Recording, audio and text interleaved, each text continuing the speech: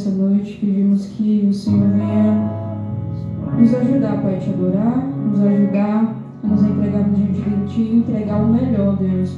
Seja, Pai, aqui no louvor, seja nas pessoas que estão aqui, Pai, que vieram nessa noite, Deus, para te adorar, Pai, se entregar diante de Ti. Esse próximo louvor que nós vamos tocar, esse primeiro louvor, ele fala sobre a resposta de Deus. Tem coisas que nós passamos em nossas vidas que, se não for Deus, não tem solução. Se não for Deus, não tem uma saída. Né? E o refrão fala, a resposta é que eu vivo de milagres. Então, o ato da gente acordar hoje, a oportunidade de servirmos a Deus, a oportunidade de sermos amados por Deus, é viver de milagre todos os dias. Então, em nome de Jesus, quando nós cantamos essa canção, você venha ser grato por tudo que o Senhor fez na sua vida, venha ser grato pelos milagres, venha ser grato pelo dom da vida, venha ser grato pela oportunidade de ser amado pelo Senhor, mesmo sem merecer, o Senhor nos ama. Mesmo se a gente talvez nunca merecer nessa vida, o Senhor continua nos amando, continua fazendo coisas extraordinárias em nossas vidas e continua fazendo milagres.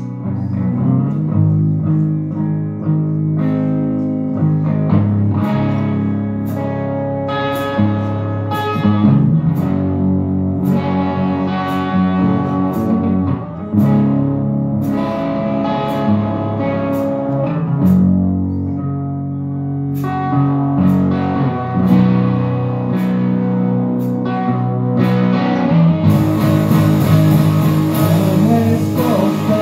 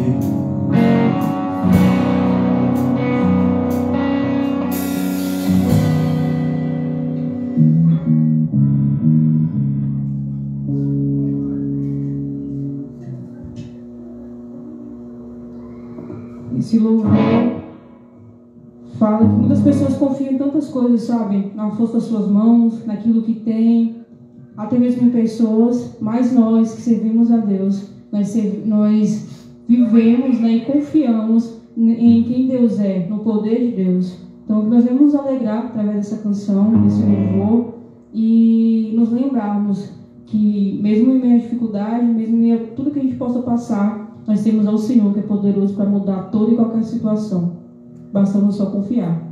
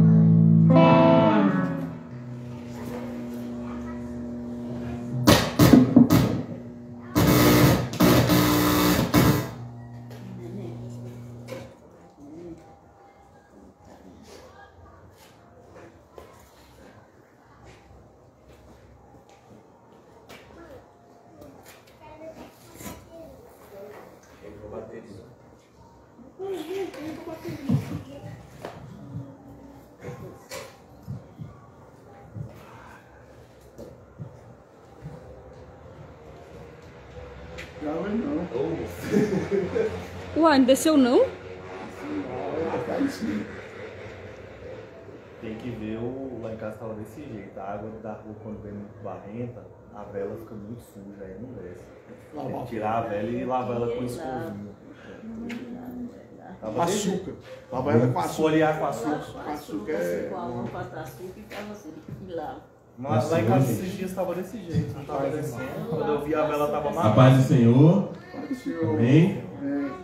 Daqui a pouco nós vamos entrar na discussão sobre os filtros. A gente vai falar de um assunto muito importante, não que todos não sejam, mas essa é a base da sustentação da vida do cristão, que é a fé como combustível para gerar um milagre. Eu estava estudando essa semana e, embora o milagre esteja condicionado diretamente à vontade de Cristo, né, de fazer ou não, de querer ou não, de Deus, de querer ou não fazer, tanto no Antigo Testamento quanto no Novo Testamento, o alimento que servia para a pessoa receber a provisão de Deus, né, o direcionamento de Deus, a libertação através de Cristo era a fé. O combustível para mover um milagre na vida de alguém era a fé. O combustível para alguém chegar e ser salvo por Jesus era a fé. E eu queria trazer, dentre os outros textos que a gente vai citar aqui, como um texto de leitura inicial, Lucas 7, a partir do 1 até o 10. Todo mundo já conhece pelo título, que é a cura do servo do centurião. Tendo Jesus concluído todas as suas palavras dirigidas ao povo, entrou em Cafarnaum. E o servo de um centurião, a quem este muito estimava, estava doente, quase à morte. Quando o centurião ouviu falar a respeito de Jesus, enviou-lhes alguns anciões dos judeus, pedindo-lhe que ele viesse a curar seu servo. Estes, aproximando-se de Jesus, lhe pediram com insistência: ele merece a sua ajuda, porque é amigo do nosso povo e ele mesmo construiu a nossa sinagoga. Então Jesus foi com eles. Quando Jesus já estava perto da casa, o centurião enviou-lhes alguns amigos dizendo: Senhor, não se incomode, porque não sou digno de recebê-lo em minha casa. Por isso, não me julguei digno de falar pessoalmente com o Senhor. Porém, diga uma palavra e o meu servo será curado.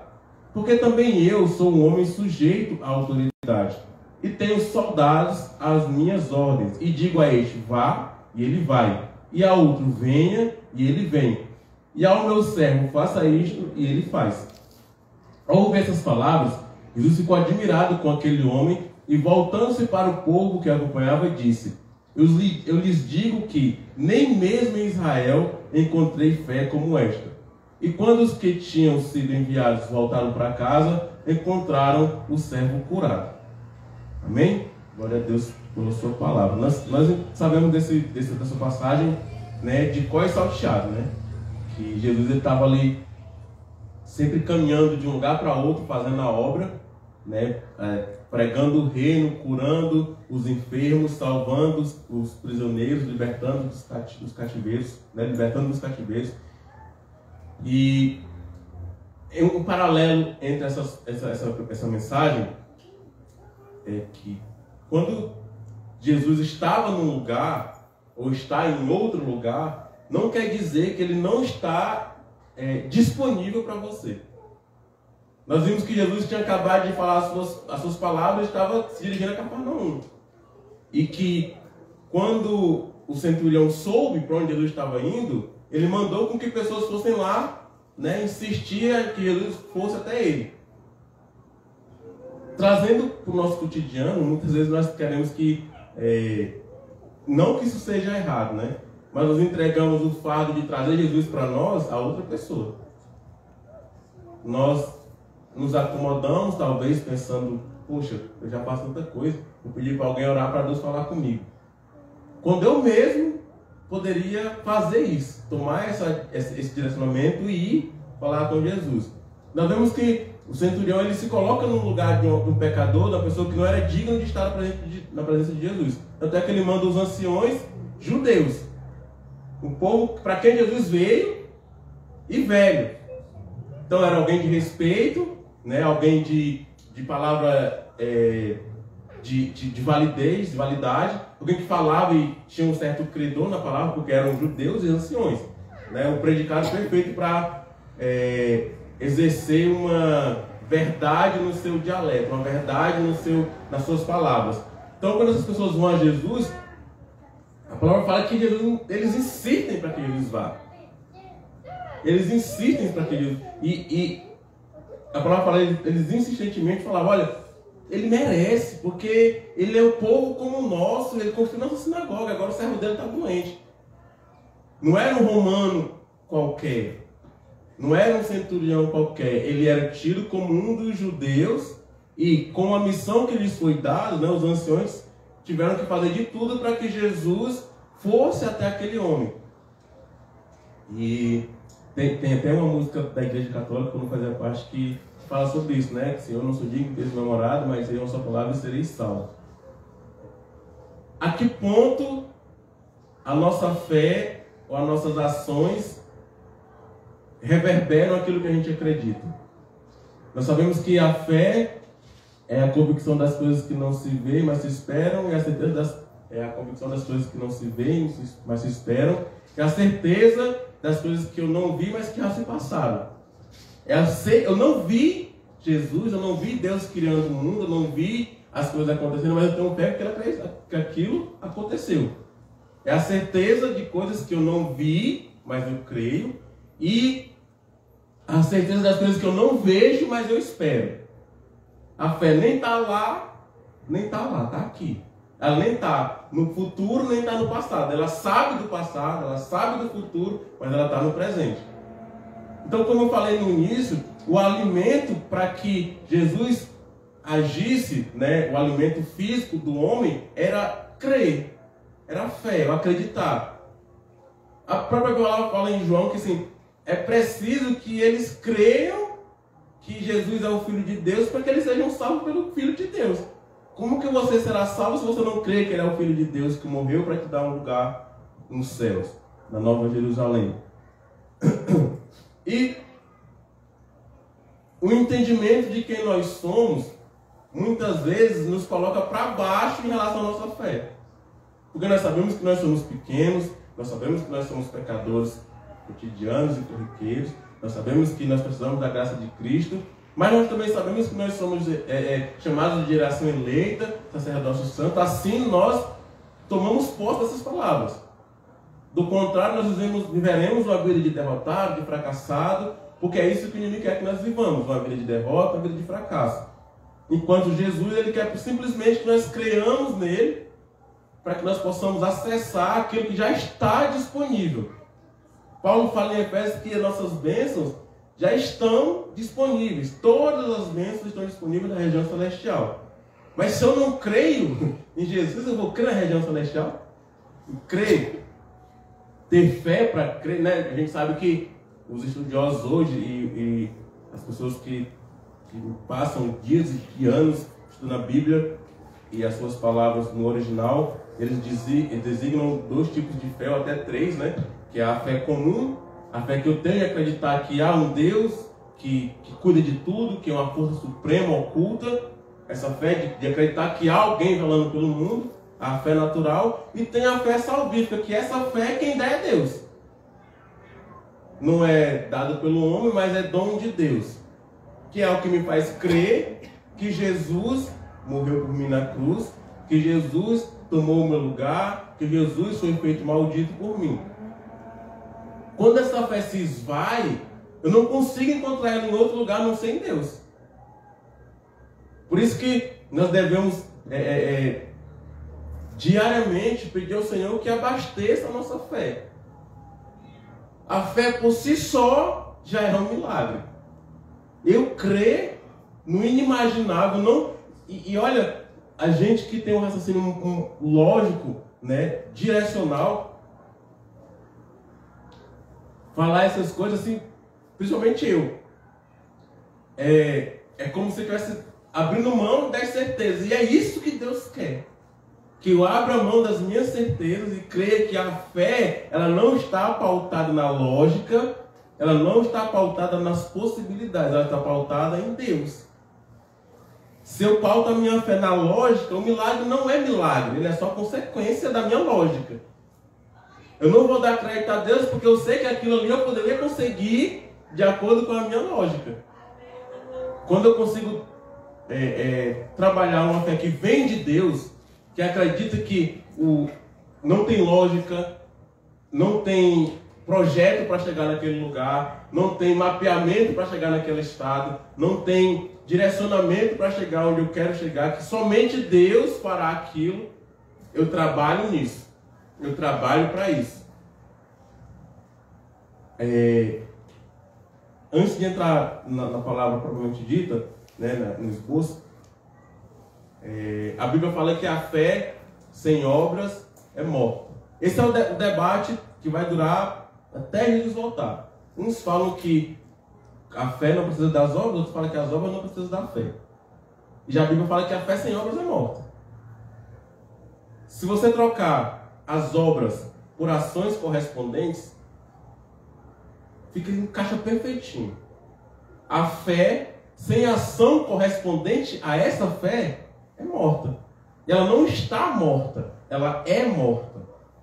Ou seja, é uma ação de matar gradativamente a minha fé. Porque, partindo do pressuposto que a apostasia é um passo atrás do outro, a perca da fé também é. E eu não a perco de imediato. Eu a perco gradativamente, porque ela é morta, ela é assassinada. Ela sofre uma ação. Ela é assassinada. Então a minha fé, sem a minha ação correspondente a ela é morta. Eu mesmo a mato. E qual será a minha ação correspondente? Se eu creio que Deus vai fazer alguma coisa na minha vida, em relação a qualquer área da minha vida, a minha ação correspondente é trabalhar por aquilo, viver uma vida pautada na palavra, presente e perante a Deus. Se a minha fé está pautada numa viagem internacional, qual é a minha ação correspondente a isso? É me preparar. Eu vou me preparar. Né? Tem até o episódio de Todo Mundo Deu Cris, que ele fala assim, você acha que o fulano de tal ganhou luta porque ele é o melhor? Não, é porque ele se preparou. Você acha que fulano de tal fez isso porque ele é o melhor? Não, porque ele se preparou. Ele chegou no ponto que está porque ele se preparou. Então, a preparação, né, uma ação de preparação, ela condiz com a fé e no lugar que eu estou colocando essa fé. Né? A gente passou por esse problema de saúde com a dona Ana, e a nossa ação correspondente de fé na cura é continuar louvando, é continuar crendo, é continuar adorando, é continuar indo, é continuar postando que ela vai melhorar, continuar orando, clamando. Se eu tenho fé que a condição de saúde de uma pessoa vai melhorar conforme a vontade de Deus, e eu não ajo com a certeza de que aquilo é real, a minha fé é morta, eu não estou crendo. Se o centurião não tivesse uma fé, e olha que Jesus não está falando do tamanho da fé, está falando, eu não vi em Israel, no povo para quem eu vi, uma fé como essa, que não precisa que eu vá lá, sabe? Muitas vezes não precisa Deus descer e falar com você ou comigo. Só precisa que Ele diga uma palavra direcionada ao corpo da igreja, que a minha casa e eu seremos salvos.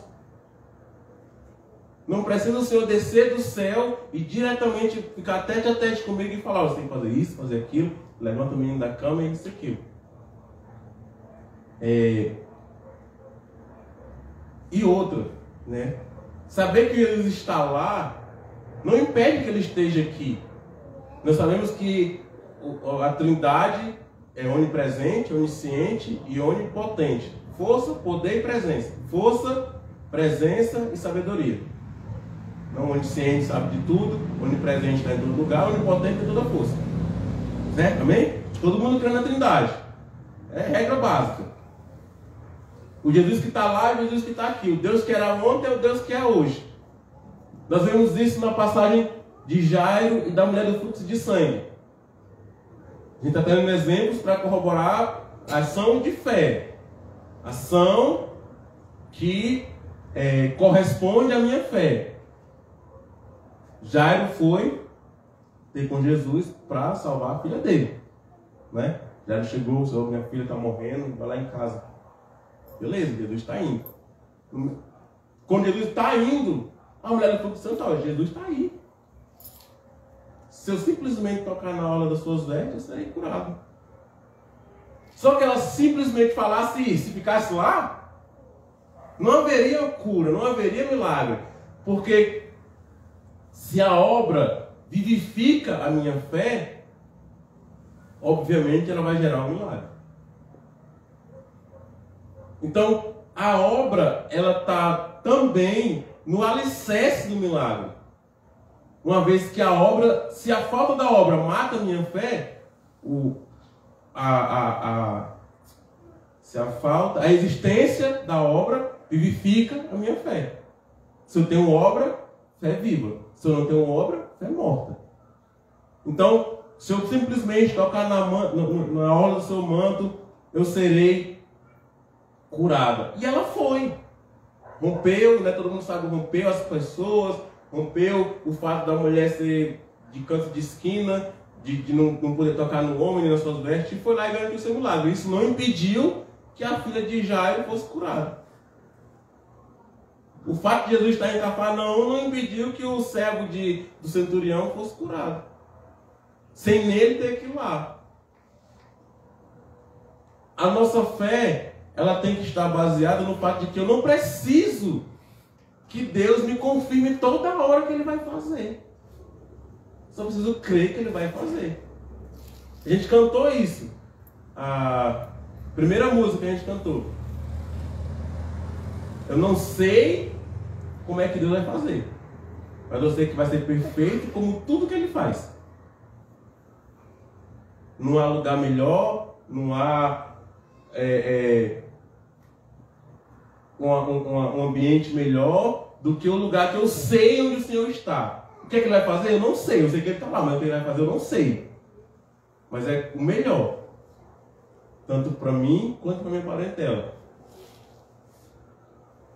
Quando nós entendemos que Jesus Ele quer trabalhar em meio à nossa fé, nós precisamos fortalecer a nossa fé.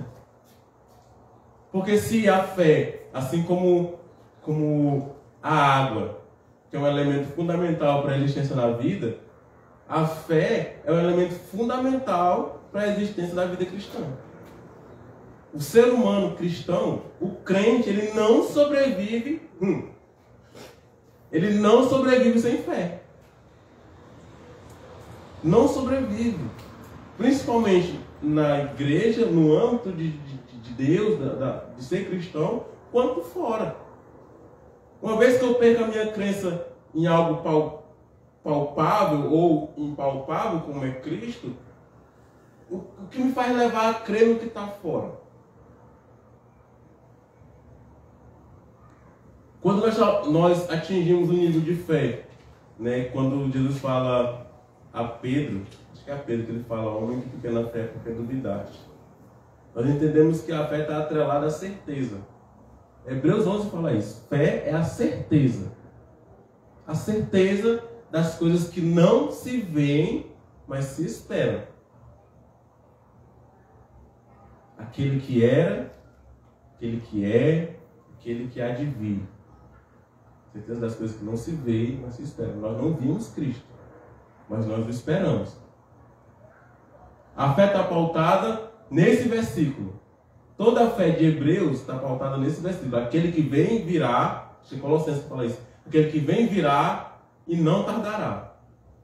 Aquele que vem virá e não tardará. Toda a fé parte desse princípio. Aquele que vem virá e não tardará. Tanto a fé daqueles que passaram, Abraão, Isaac, Jacó, quanto a fé daqueles que estão mais perto da gente. Pedro, Paulo, Tiago, no barquinho. Todos eles tiveram fé não em coisas passageiras, mas em coisas que não se veem, mas se esperam. Jesus falou para ele, olha, eu vou, mas eu volto. Deus falou para Abraão, sai da tua terra, vou dar um lugar que eu preparei para ti, e vai ser pai de multidões. Lá em Hebreus a gente entende que o que Deus prometeu para Abraão não foi Canaã. Porque ele não esperava Canaã. Foi Jerusalém que ele prometeu.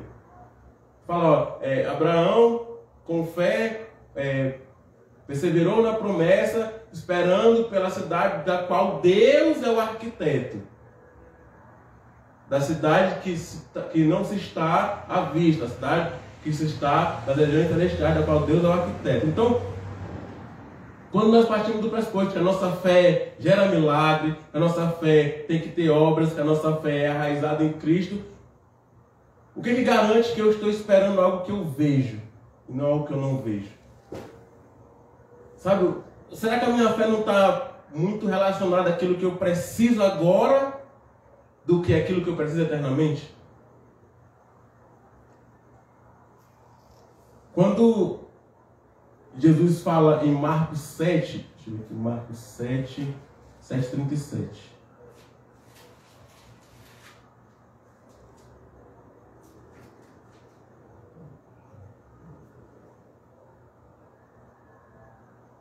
Que é a cura de um surdo gago, né? Ele fala assim, tudo, Marcos 7, 36 ao 36. 36?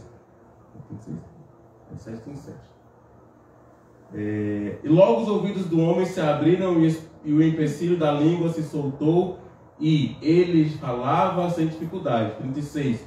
Jesus lhe ordenou que não contasse isso a ninguém. Porém, quanto mais recomendava isso, tanto mais eles o divulgavam. Ficavam muito admirados, dizendo, tudo ele tem feito. Tudo que ele faz é muito bem feito. Faz até os surdos ouvirem e os mudos falarem. Deus, ele faz o que está no alcance da gente ou o que não está no alcance da gente. Onde é que Deus quer trabalhar na minha vida? É naquilo que eu posso fazer ou é naquilo que eu não posso fazer? Onde que eu tenho colocado Deus para trabalhar na minha vida? Não me entenda errado, não sou eu que coloco Deus para trabalhar. É só uma maneira de falar. Onde que eu tenho direcionado Deus a agir na minha vida? É naquilo que é da minha obrigação fazer ou é naquilo que é da responsabilidade de Deus, só Ele pode fazer? Direcionar aquilo que Deus pode fazer para Ele fazer, vai me tirar o peso de estar com uma ação correspondente à minha fé que atrapalha Deus.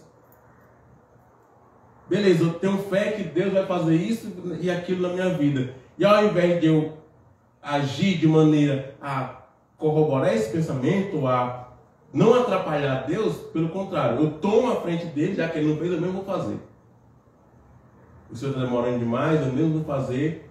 E nós temos isso no Velho Testamento, quando acho que é Saul que vai oferecer um sacrifício. O profeta demora a chegar e Saul ofereceu um sacrifício. Aí o profeta, para que tu fez, macho? Eu não já estava vindo? Não, você demorou e eu sou rei, então eu decidi fazer.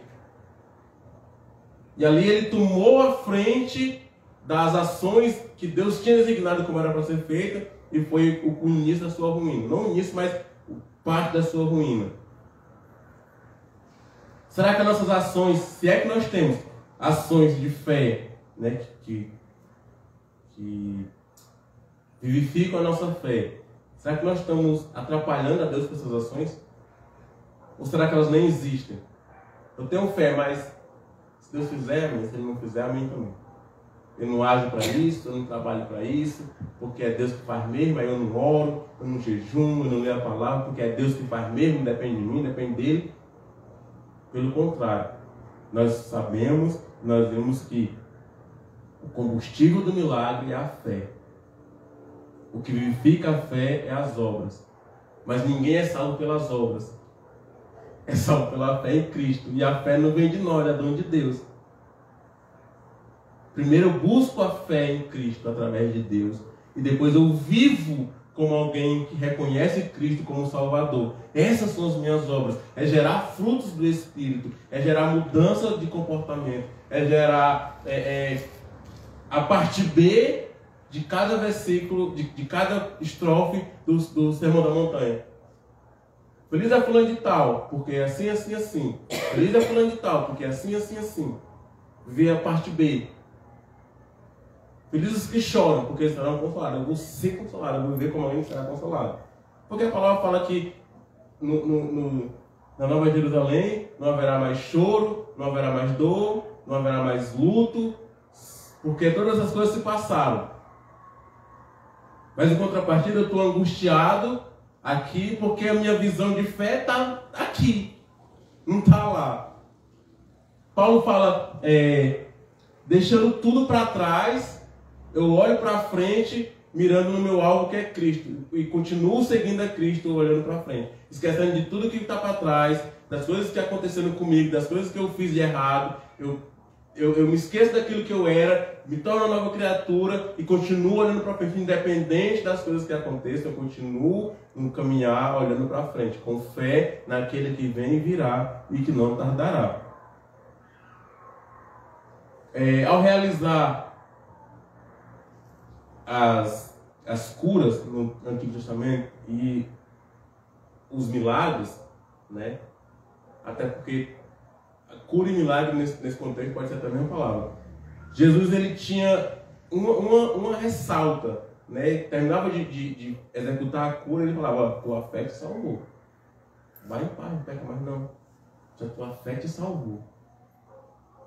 tua fé te salvou. Tu creu de uma maneira que a tua fé, a tua crença que eu poderia fazer isso foi que te salvou desses quadros. E olha que essa salvação, né, da doença, da cura, ela tá e não está atrelada com o fato da salvação eterna. Não está atrelada porque Jesus não tinha ressurreto ainda. Mas se eu reconheço que Ele é o Cristo, Filho de Deus, eu sei que Ele vai morrer. E eu sei que Ele veio para nos dar a vida eterna. É só questão dele ir lá, passar os 3 anos de ministério, morrer, ressuscitar. Eu sei. Mas naquele momento, essa salvação era salvação para a doença. Vai e não peca mais, porque eu vou te perdoar, sarar a tua doença, perdoar os teus pecados, né, como ele fez com o paralítico, com o leproso, com o paralítico lá da cama, né, que ele viu, os pessoal descendo lá, vendo-lhes a fé. Jesus viu que eles acreditaram nele, né, como filho de Deus, como alguém que tinha o poder, como enviado. Ele falou assim, ó, vendo-lhes a fé, ele falou, levanta, teus pecados estão perdoados. E aí as pessoas pensaram consigo, ué, quem é esse aí perdoando pecado? Será que está ficando doido? Aí eles falaram, só para vocês saberem que o Filho do Homem perdoa pecado e cura a doença, bora, te levanta, toma tua cama e anda. Porque existia uma regra. Eu acho que eu já falei isso aqui para vocês. A lepra, a paralisia, a doença era o sinal de pecado. Está com lepra, está em pecado. Né? Nós temos o caso de Naamã. Né? Está com lepra, está em pecado.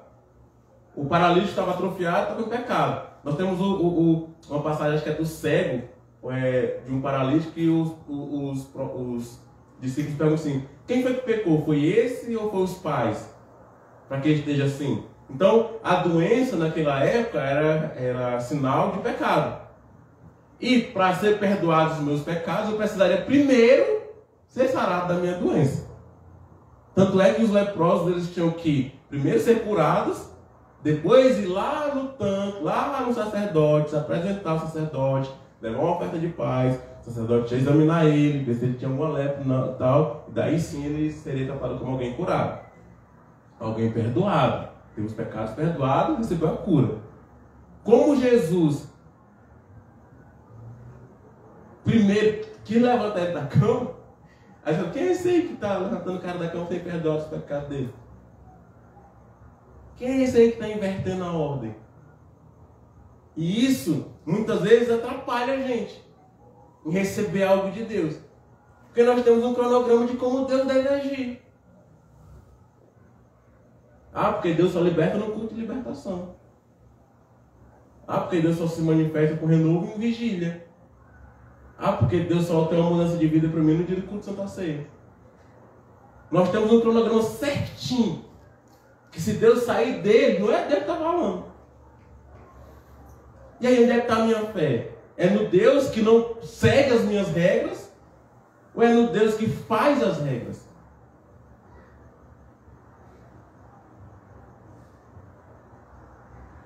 Quando tem uma passagem que é a melhor de todas. Mais um cego é um leproso que vê Jesus e fala assim, mestre, eu sei que se o Senhor quiser me curar, eu fico curado. Eu sei que se o Senhor quiser me curar, eu fico curado. E ele fala assim, eu quero. Fica curado. Pronto. Ele não foi, eu creio no Senhor. Eu acredito no Senhor. Eu sei quem tu é. Eu sei que tu tem poder para me curar. Eu sei que se tu quiser, eu estou prontinho. É uma ação correspondente da minha fé. Se eu não agir de acordo com o que eu acredito que é Cristo, e muitas vezes é uma frase que passa batida quando ele fala assim, ó, o Deus que era é o Deus que é e é o Deus que há de vir. A gente olha para um Deus que era, que faz, que fez, aconteceu. Não acredita que Ele é o Deus que é, porque a gente não age como Ele fizesse ou como Ele acontecesse, mas a gente espera que Ele venha como Deus que fará ou um Deus que aconteça, que vai acontecer. Mas não está tendo um Deus presente, que é que acontece. Nós nos reunimos domingo em domingo, nós temos nosso devocional semanal, nossa vida cotidiana, e nós tratamos como um Deus de passado e um Deus de futuro, mas não como um Deus de presente. E é necessário que aqueles que se dizem filhos de Deus creiam em Jesus Cristo, que Ele é Filho de Deus, que é o de ontem, o de hoje e eternamente. Mas se as minhas ações, e aí agora o ciclo vai ficar maior. Porque se as minhas ações de crer em Cristo, as minhas ações da fé em Deus, da fé em Cristo, que é o mesmo de ontem, hoje e eternamente, não corroboram com essa fé, ela é morta. Logo eu não creio. Como que eu não creio? Porque eu não mudo de vida. Porque as minhas ações de mudança, de abandono, de condutas que me afastam de Deus, e não adianta dizer que não tem, porque tem. Todo mundo tem. Do menor ao maior. Do menor ao maior. O que vai mudar é só o tanto de frutos que a gente vai colher. Né? Existe ali a linha horizontal do pecado, que vai subindo em exponencial em relação à iniquidade, porque você não tem mais, não estou mais nem aí. Sei que é pecado, mas não me arrependo. Pecado de iniquidade. Então você perde toda a noção do que é o pecado. Você já está fazendo de qualquer jeito mesmo. Uma vida que não leva ações que correspondem à fé que eu digo que tem em Deus. Como é que eu vou vivificar a minha fé? E aí é que está a cereja do bolo. Se a fé sem obras é morta, eu me mato dentro da igreja quando eu não faço nada que condiga com a minha fé. Quando eu não oro, quando eu não leio, quando eu não jejum, quando eu não pratico o que Jesus mandou praticar, quando eu não frutifico bons frutos. Ou simplesmente quando eu não expando as minhas raízes para pelo menos um dia frutificar. E se eu não tenho essas ações, logo a Bíblia fala que a minha fé ela é morta. Pouquinho em pouquinho ela vai se acabando, se acabando, se acabando, se acabando. Até um ponto que a iniquidade já tomou conta de mim. Tanto faz se Deus está vendo eu pecar ou não. Tanto faz se eu estou me afastando de Deus ou não. Tanto faz. Porque eu já estou tão longe que aquilo ali já como é que faz? Não, cauterizou na minha mente. Quando eu quiser sair, eu saio. Não sai. Quando eu quiser parar, eu paro. Não para. Só um liberta. Só um cura. E se eu estou distante dele, como é que eu vou ser curado? Como é que eu vou ser liberto? Como é que eu vou ter fé se Deus não me der? Como é que eu vou ser abastecido em fé e misericórdia de Deus se eu estou longe dele? Eu sei quem tu és. Se tu quiser me curar, eu ficarei curado. E ele fala, pronto, é agora. Toma, fica curado. Reconhecer quem Jesus e dar-lhe o lugar que é de direito. Beleza, eu sei que é o Filho de Deus, Jesus Cristo, que morreu por mim, para me dar a vida eterna. Dá-lhe o lugar de direito que Ele tem na sua vida. Por que você não dá? Eu vou me rasgar hoje, eu vou deixar o Senhor impressionar. Ele vai dizer, vixe, isso aqui é a mesma caceta de ontem, que está aí rodando no man. Isso aqui é o mesmo Francisco que está aí. Eu ia falar no manual, isso aqui é o mesmo Francisco de ontem que está aí. Chama, tocha, não, sabe? De surpreender o inimigo, de surpreender o seu companheiro de cadeira, de dizer assim, meu Deus, eu preciso ter essa experiência com Cristo, eu preciso ter essa minha fé vivificada. Sabe, o avivamento da minha fé vem através das ações que eu pratico. Se eu pratico ações de iniquidade, minha fé vai ser morta. Se eu pratico ações que levam a vida de santidade, a minha fé vai ser vivificada. Se eu vivo como alguém que espera Cristo voltar, eu tenho ações de alguém que espera Cristo voltar. Eu me desvio do pecado. Quando eu caio, eu me arrependo.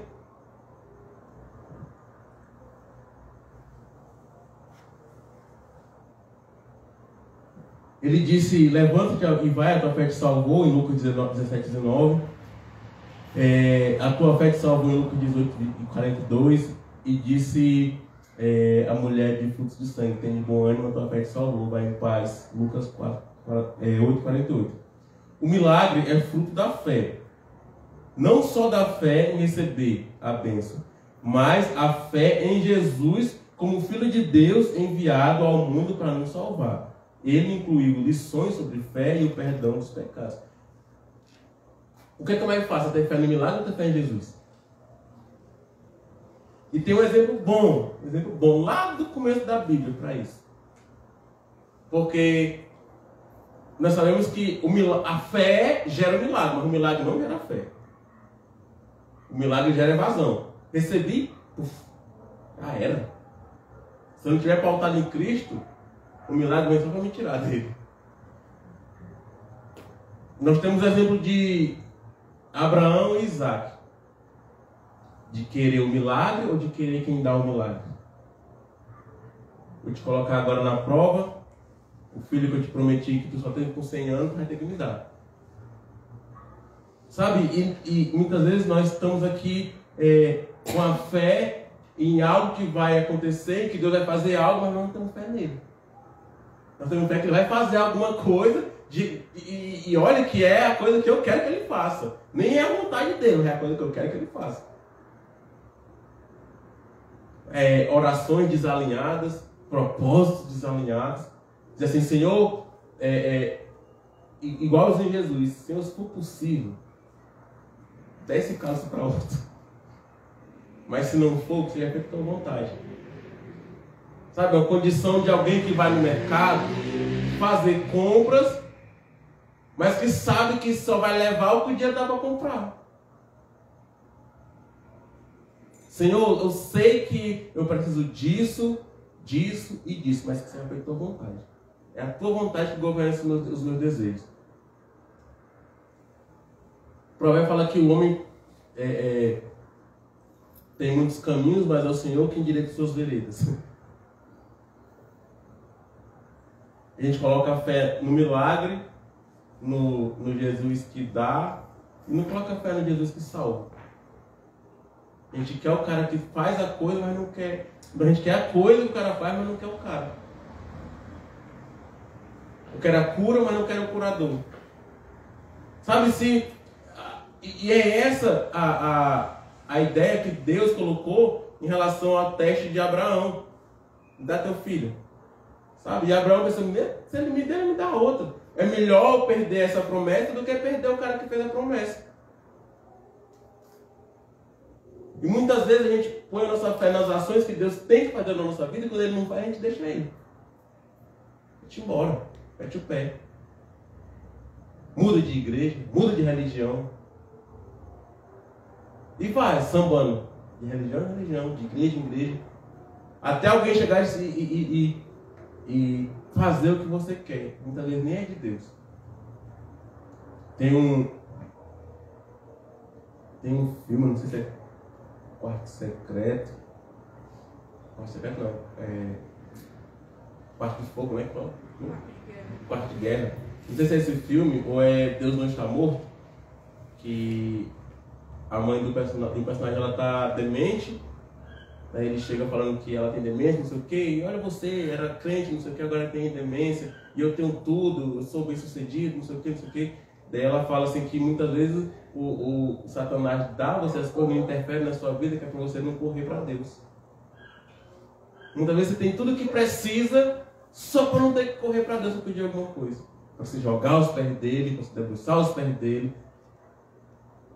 A vida que eu pedi a Deus, muitas vezes nem foi Deus que deu. Porque a minha fé não está nele, está naquilo que ele pode dar. E quando ele não me dá, eu boto a fé em outro que dá. Sabe, as ações correspondentes que eu falei que podem atrapalhar Deus é isso. Peço a Deus algo para ele agir na minha vida, como ele não faz no tempo que eu quero, eu vou lá e faço. Só que assim, não é para você isso aí. Mas eu não tenho entendimento e vou lá e faço.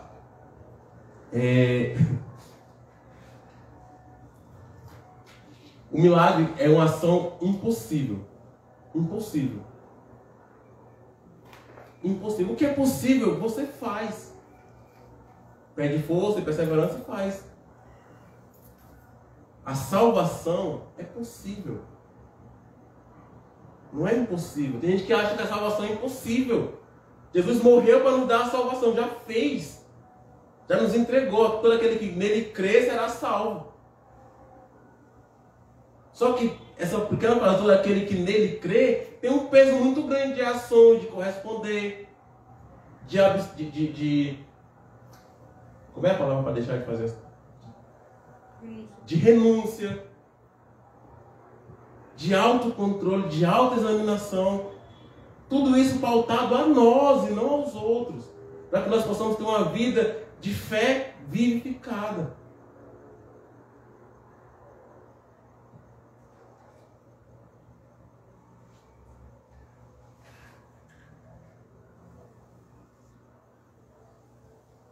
Às vezes é necessário ter fé para receber o milagre, mas às vezes nada era necessário. Sabe? Existem vários trechos que Jesus apenas chega e faz. Como o endemoniado gadareno. Ele estava possesso, como é que ele acreditar que era Jesus?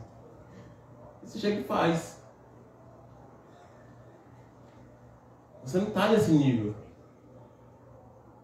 Graças a Deus não está no nível de estar demoniado com legião. Imagina, esperar chegar a esse nível para que Deus faça alguma coisa. Imagina chegar ao nível de se perder em si mesmo e naquilo que quem Deus diz que você é, de chegar ao fundo do poço para dizer, ih rapaz, eu estava bem ali no cantinho, no mesmo lugar que estava sempre, e eu não fui lá. Abri mão, porque eu pensei que era o certo aqui, nem era. Me lasquei. Aí eu vou ter que voltar, me arrepender e carregar um peso de culpa talvez pela eternidade. Que não tem nada pior do que o peso da culpa de ter perdido uma experiência com Deus e ter perdido um propósito com Deus. Sabe, a gente canta músicas que ressaltam quem Deus é. Que ressaltam quem Deus é. E eu sempre falo isso aqui, muitas vezes só da boca para fora. A gente vem só esperando assim, vou só ver como é que Deus vai fazer hoje. E fica com a prancheta na mão, para anotar como é que Deus faz, como é que Ele não faz, como é que Ele é, como é que Ele não é. E ele ansiando para que você dê um lugarzinho para Ele mudar a sua vida. Mas a fé, como a gente falou, para o milagre, ela é abastecida com obras. Além de queima a fé, as obras. Quanto mais eu me aproximo de Deus, mais Ele aumenta a minha fé. Como é que eu me aproximo de Deus? Perdendo quem eu sou. E isso é ação minha. É ação minha, abrir mão de quem eu sou, largar meus pecados de bolso, largar minhas falsas condutas, largar o meu eu. É ação minha. Por isso que nós temos que o impossível para Deus é possível. Muitas vezes a gente quer que Deus faça o que a gente tem que fazer. Uma via de mão dupla. Se a fé é por obras, Deus já me deu a fé. Quem tem que fazer as obras? Se Deus me dá a fé, quem tem que fazer as obras? Senão eu. Ou Ele mesmo vai ter que descer e fazer as obras para que a minha fé seja abastecida ainda mais. Eu queria que, nesse contexto de fé e de agir por fé, a gente não se prendesse a milagres passageiros. Sabe, o maior milagre que está para acontecer é esse, aquele que vem e virá, não tardará. É esse, Senhor, pelo amor de Deus, te apressa. Te apressa, me ajuda a permanecer firme para quando o Senhor chegar. Porque eu sei que o Senhor vem, eu preciso agir de acordo com alguém que espera Deus vir, que espera Deus chegar, que espera o dia de Jesus chegar. Se eu passo a minha vida escutando que Jesus está voltando, e eu creio nisso, mas eu não ajo conforme isso, na verdade eu não creio. Eu só entendi que Ele está voltando, mas eu não acredito que Ele vai voltar. Eu não espero que Ele vá voltar. Até dizer, não, vou morrer e Ele não volta. Quando eu estiver perto de morrer, eu mudo de vida. As nossas ações, elas têm que ser agora. O Deus que era, o Deus que é e o Deus que será, é Ele que consegue andar fora do tempo. Só Ele. A gente só consegue andar no agora.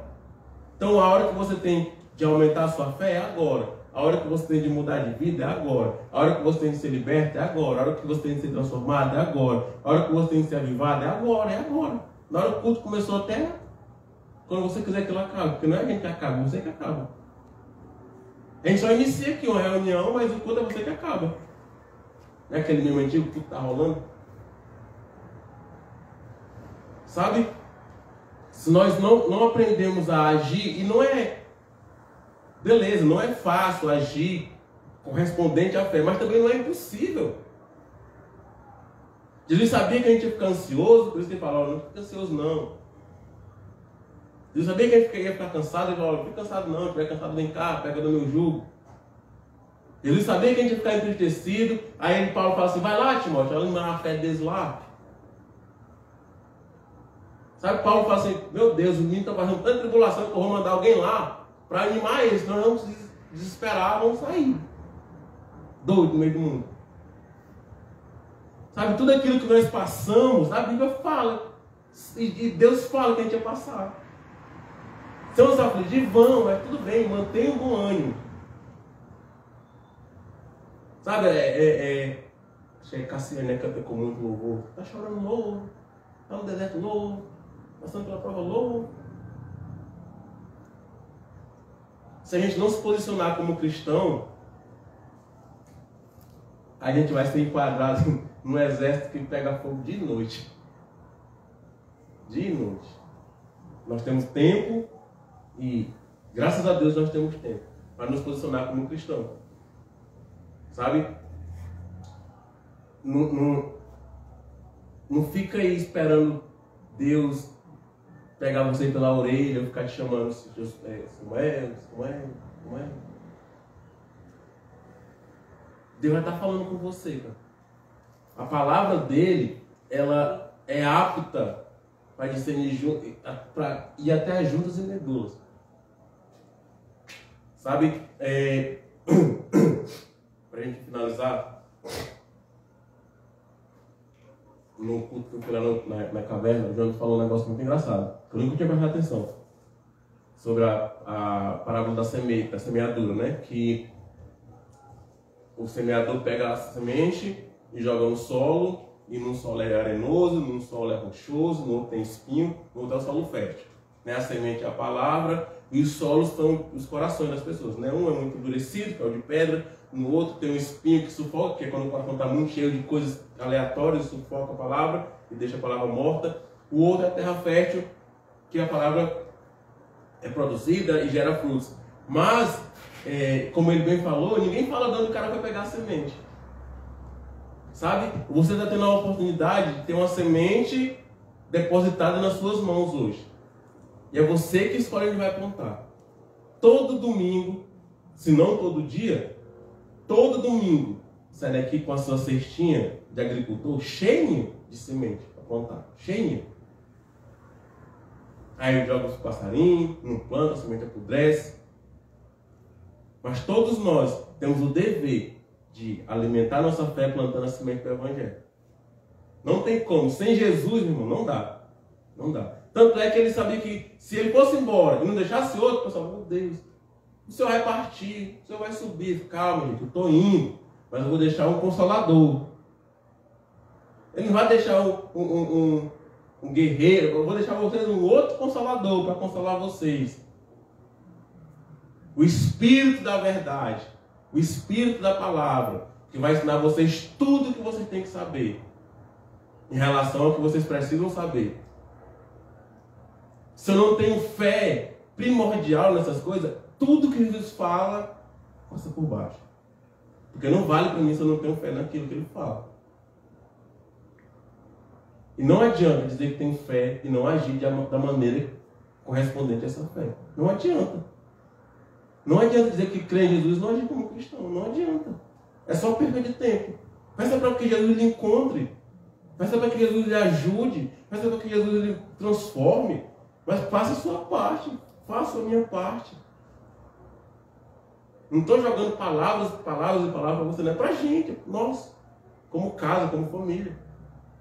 Façamos a nossa parte. Sabe? A gente muitas vezes fica esperando que Jesus faça a parte dele, faça a parte dele, faça a parte dele, faça a parte dele, a gente nada. Eu espero que você ainda esteja esperando um milagre, mas que esse milagre seja um milagre espiritual na sua vida.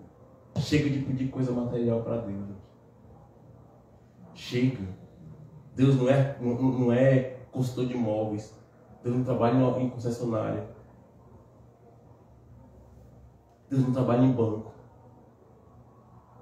Ele é o dono do... Ele pode fazer? Pode. Mas o essencial para mim e para você é o Espírito Santo e a chama de Cristo na nossa vida. Todas as outras coisas nos serão acrescidas. O que comer, o que vestir, o que beber. Pronto. Viver no básico como um cristão deve viver. Amém? Fique de pé para a gente orar e encerrar. A dona Ana já está na enfermaria, né? Graças a Deus ela saiu da UTI já tem um tempo, mas não tinha vaga na enfermaria daqui. Era a enfermaria lá em Taguatinga. Ela está em Taguatinga agora na enfermaria, talvez uma semana e meia ela tenha de volta para casa, né? Para seguir o tratamento, né? A cura está na perseverança. O milagre está na perseverança. Eu não sei como é que Deus vai fazer, mas tudo que Ele faz é perfeito.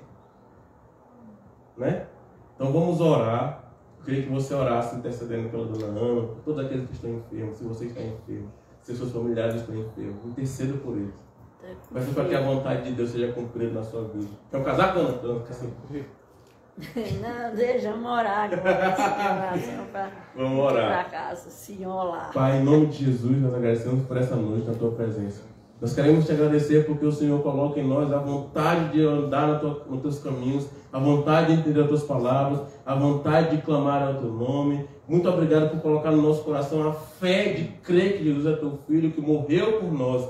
Em nome de Jesus, nos ajuda, Pai, a caminhar de acordo com essa fé, a agir de acordo com essa fé, a viver de acordo com essa fé. Que em nome de Jesus o nosso milagre seja cotidiano, Pai, em nossas vidas. Seja um milagre cotidiano de salvação, de libertação, de mudança de vida, de quebra de cadeias. Em nome de Jesus, que nós possamos ter uma semana abençoada. Guarda, Pai, as nossas vidas. Guarda a nossa família. Que em nome de Jesus as pessoas que estão enfermas, Pai, sejam visitadas por Ti. Que o Senhor possa cumprir as Tuas promessas na vida delas, Pai. Entra com renovo, com saúde, com graça, com misericórdia.